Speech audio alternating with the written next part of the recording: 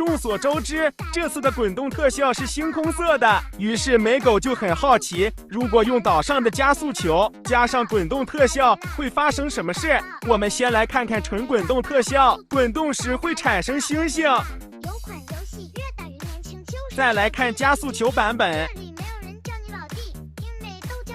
在原有的特效上又增加了方块特效，你别说这环挺好看，虽然和2阶还是有差距，但美狗觉得已经不错了。